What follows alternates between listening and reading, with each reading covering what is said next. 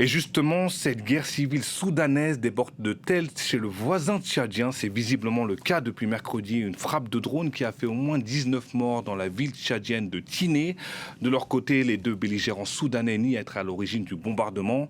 Alors que fin février, le président tchadien Mahamat Idriss Déby avait ordonné la fermeture des 1300 km de frontières entre le Tchad et le Soudan.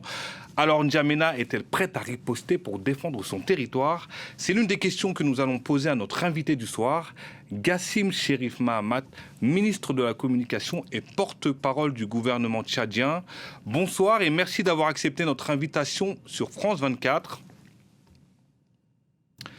Bonsoir, merci de nous recevoir. Je le disais, juste après ce bombardement, le président qui était en uniforme militaire a placé l'armée en état d'alerte maximale tout en ordonnant de riposter à toute attaque provenant du Soudan. Fin de citation. Est-ce qu'aujourd'hui, le Tchad pourrait attaquer le Soudan pour protéger son territoire? Tout à fait. D'abord, nous déplorons les morts tchadiens. C'est la troisième ou quatrième fois que ça arrive. Aujourd'hui, le bilan, on est à 20 morts du côté tchadien, et donc ce n'est pas la première fois que ça arrive. D'abord, nous présentons nos condoléances aux familles qui sont endeuillées, et le chef de l'État, vous l'avez dit, a arboré sa tenue de marshal, de chef suprême des armées, pour justement envoyer un message aux différents Soudanais. Territoire, contre les frappes de drone, contre toute forme d'incursion sur notre territoire. Donc, en ce moment où je vous parle, vous m'entendez, monsieur le ministre? Contrôle. Oui, oui, je vous entends, je vous reçois. On poursuit. Et donc, moi, je vous reçois. Donc, je vous disais qu'au moment où je vous parle, l'armée tchadienne est déployée dans la ville de Tine Djagaraba, qui est dans le territoire tchadien. Et donc, elle contrôle toute les sorties et entrées du territoire tchadien vers le territoire soudanais. Et donc, nous, le chef de l'État, Mohamed Idriss Déby Itno, le maréchal Mohamed Idriss Déby Itno, depuis le début du conflit, a appelé les différents belligérants, les différents protagonistes, à privilégier le dialogue, la voie de la discussion, la concertation. Mais concrètement, suite à cette frappe, quelle sera la réponse du président tchadien, des autorités tchadiennes? Elle sera une réponse proportionnelle et adéquate qui entre dans le champ du droit international. Nous veillons d'abord à la sécurité de nos concitoyens. Des frappes, des troupes au sol, concrètement? Les troupes au sol sont alignées tout au long de la frontière. Vous l'avez mentionné dans l'introduction. On a une frontière qui est longue de 1300 km et toute cette frontière elle est contrôlée. Et nous allons répondre graduellement en fonction de la menace, de la nature de la violence. Et là, nous avons reçu une attaque de drone. Nous sommes en train d'identifier, nous savons que ça vient du Soudan, mais nous ne connaissons pas pour le moment la provenance exacte. Et justement, qui a envoyé le désolé drone. De vous couper, justement, je précise qu'à la suite de cette frappe de drone, une enquête des autorités tchadiennes a été ouverte.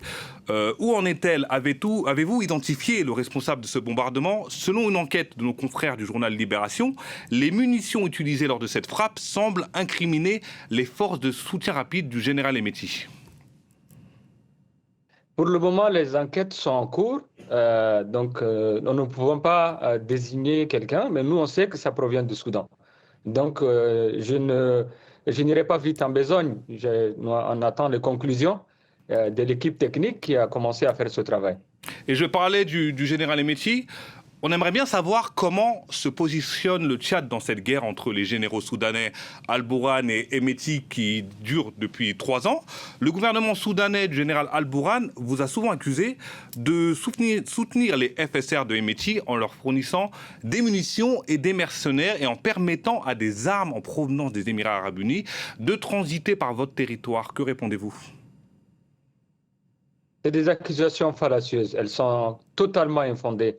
Depuis le début de ce conflit, et d'ailleurs même depuis l'arrivée du président Mohamed Idriss Déby Itno au pouvoir, il a appelé les différents belligérants. Il a appelé le président Al-Burhan et Mohamed Hamdan Dagalo, il les a appelés en N'Djamena, il les a reçus individuellement, ensuite ensemble, pour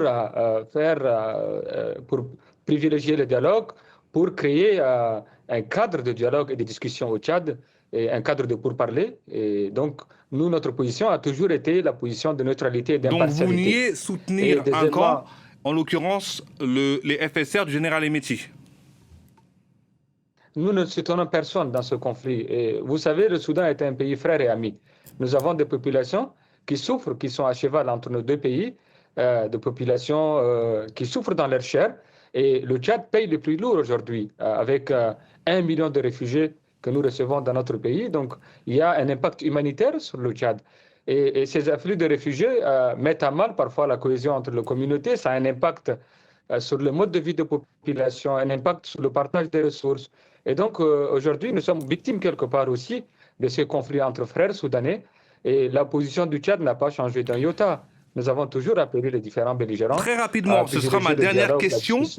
Vous l'avez dit, il y a 11 millions de déplacés à cause de cette guerre au Soudan, dont 1 million dans votre pays, le Tchad, à Adré par exemple. Est-ce que le Tchad n'aurait plutôt pas intérêt à jouer un rôle de médiateur pour que le conflit s'arrête enfin? Très rapidement. Tout à fait. Tout à fait. Vous posez une question très pertinente. Le président Mohamed Driss Déby Itno a proposé la médiation du Tchad et les discussions sont en cours pour qu'on abrite des pourparlers au Tchad. Donc, ce travail est en train d'être fait par le ministère des Affaires étrangères du Tchad et par les instances dirigeantes.